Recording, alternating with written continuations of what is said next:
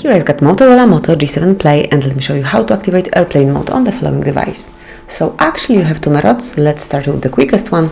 Simply slide down the upper bar, locate airplane mode icon and click on it. That's it.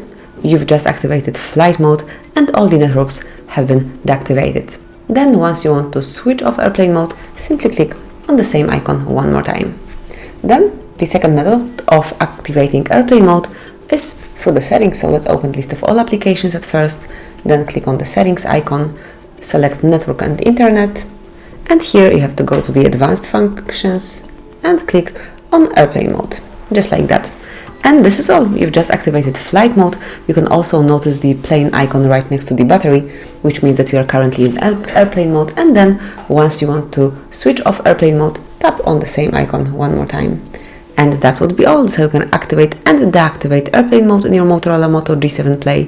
Thank you for watching. Please subscribe our channel and leave the thumbs up.